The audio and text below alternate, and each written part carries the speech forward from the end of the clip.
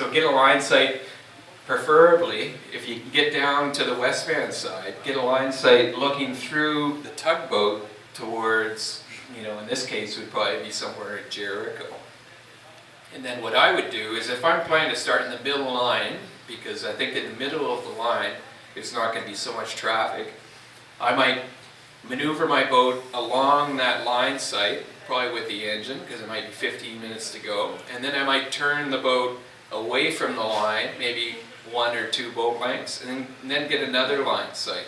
And what that's doing is now when I get to the point of the start where I'm actually looking through that tugboat towards Jericho, I'll have an idea about how quickly I'm getting to the line. I'll see that line sight coming, and as the current or the wind or both is pushing us towards the line, it's just going to make me feel a little bit better from where I sit in the boat if I'm steering the boat, which may be 20 or 30 feet away from the bow, about where the line is, and I'm not going to have so much animosity. So that might be one way of dealing with what we think may be a crowded starting line if they're starting to crowd around the tugboat. Now, if we want to quickly get from where we start in the middle line back over to the other side, well then it's a whole different situation. If it's a downwind start, such as in this case, we've got a port starboard compromise here. So we may be able to get the spinnaker up, we might have clear air, but we may not be able to jibe and cross anyone.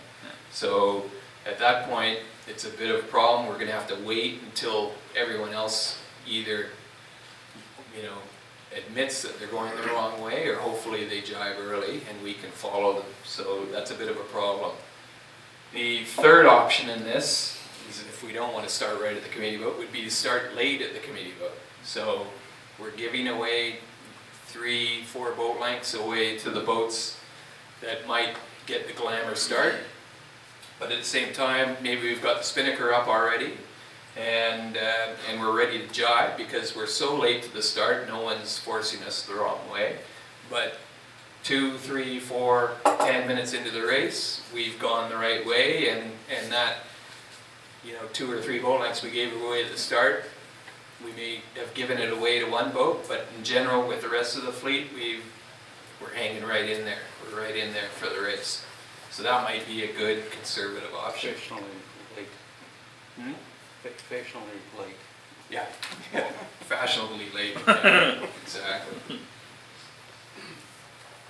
Any questions on that?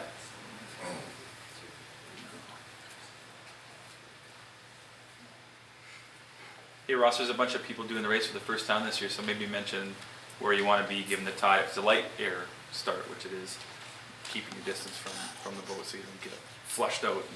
Yeah, Ty's question was, where do you want to be if it's a very light start like we had, I think, 3 years ago or so, and where the tide is actually pushing us all towards the line, and we all couldn't backpedal fast enough because we were ending up on the line too soon.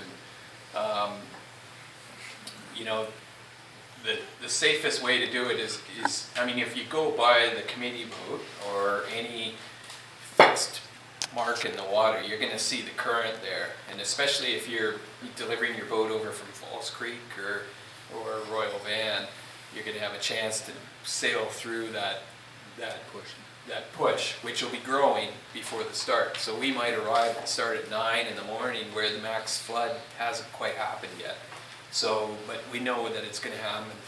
And what I would do is, while everyone's getting ready to start and everyone's looking at all the other boats and that sort of thing, is put your boat in, what I would call a sort of a zero power mode, where you're either dead downwind with the mainsail in on center line, or you're going upwind, and just let it coast along next to one of those and just see how much you're actually getting pushed towards the line. Because, instinct being instinct, when we're on these starting lines, we fight for what we fight for, and then we often realize too late that we've got an issue on our hands. And the difficult thing about being over early in the Straits race is you have to come back around and restart against the current. So if it's light air and you're pushed over the line early, it could take 10 minutes maybe even to get back around.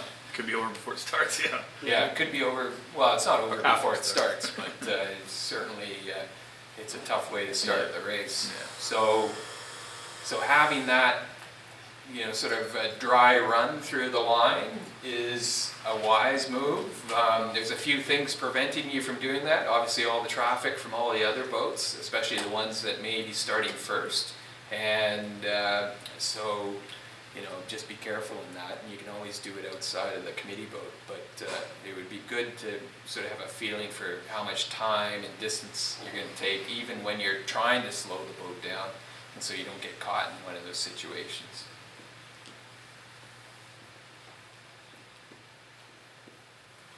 Okay, so we've added some, again, if you brought binoculars, some of the distances and bearings to some of the marks. And again, if you're involved in the navigation on your boat, we're happy to pass these around and just make life easier. Maybe we could even find a way to post them on your site.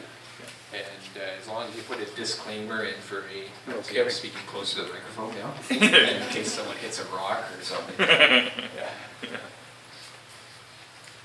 So in this race this year, to me it's a really good course, like it is almost every year. But where it gets really interesting, if you're doing the short course or the medium course, there's some really interesting legs, and those ones are the ones where we go from entrance to halibut and back. And those are going to be, depending on the wind direction, they could be very, very tight reaching angles, and which we don't do a lot of around here. If you race or sail offshore, you do that almost all the time. But in our neck of the woods, because of the geography, we're usually going straight upwind or straight downwind. So to all of us here, it's a really good opportunity to make sure that we've got all our equipment and sails and our crew in a sort of mode of thinking where reaching is a possibility. And when I say in a mode of thinking, we should make sure that we have a few things ready to go. One would be short sheets for leading our genoas to the rail, and it's just going to open the slot between the main and the jib, and it's just going to be much faster. And especially if we need to do a sail change, we're going to have the genoa or jib on the rail, we're going to be able to hoist up a new jib. And if we're able to use a spinnaker or a high angle, sort of an A0 or a code 0 contraption, it's going to be really, really difficult for the crew and the navigator to decide on what is the appropriate angle to be sailing, because there's going to be times, depending on the wind strength, where we might have a really, really nice reaching sail, or we might have a really nice reaching mode, but we may not be able to sail the course to the next mark. And at that point, we're going to have to be a little bit confident in saying, well, we're so much faster with this reaching setup, we're going to sail a little bit low of course, and then we'll switch back to our other mode as we go. Or maybe we have an idea about what the wind's going to do, which we'll go into in a minute, between some of these legs. And that could save us as well. So there's some real opportunities for people, and for me, what I would find important is, as I was approaching this halibut entrance leg, I would make sure that well before that the boat is ready for those scenarios, whether it be the chance that we may get an angle where we can put a spinnaker up, or put a spinnaker up for part of the time, even on a tight reaching angle, or B, we need to have a jib that's led to the rail and in a very fast mode. So we don't want to be fumbling around, especially when it gets dark, about where does the lead go and which winch is it going to go to. We should just know that. So having maybe a short sheet and maybe a snatch block that's sitting in a cockpit rope bag is always a good idea for those legs. Ross, there isn't, this year there's not for the short course a return to entrance. It's one shot from entrance to halibut and back. We're not going back this year. Yeah. Yeah, for the short course, it's only, where it's One lap. Daryl, it's just one lap, right? They- Yeah. Two entrants back to Halibut Yeah. and then Yeah. to the bar. Yeah, Yeah. Yeah, correct. so that's good. So let's think about those legs. I mean, how many of you guys are doing the medium or the short course? Yeah, so the majority of us.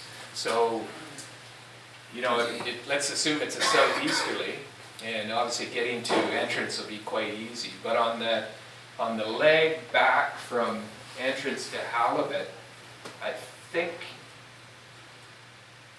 yeah, there's some of the compass angles there. So, you know, it could be shy enough where if it's a southeasterly, and you can see there, you know, it's only 8.6 miles, but it's more or less 24 degrees. You know, we could maybe get some sort of a spinnaker in there. Or at the very least, you know, we're not just going to be easing our sails, but we should be easing our sails, putting them to the outboard lead, and making sure the boat's got as much power as possible. And then where it gets really interesting is if you're doing the medium course, you've actually got to turn around Halibut and go back again. And so the chances of it being an exactly 90-degree reach, whether it be a westerly or a southeasterly or a northwesterly, southeasterly, is pretty slim, I'd say. Maybe we get lucky. But what we're probably going to know is we're going to have some sail combination or lead combination that's going to work better than others. And what we're going to have to do is decide what is not only our best heading relative to the course that we're going, but what's actually tactically going to do the best for us. And so how do we calculate that without a whole bunch of slide rules and trigonometry and cosines and all that sort of stuff? Well, I left my slide rule in Texas.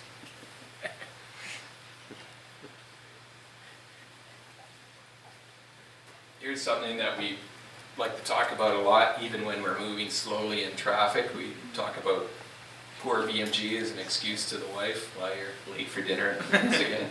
Drunk again. Yeah.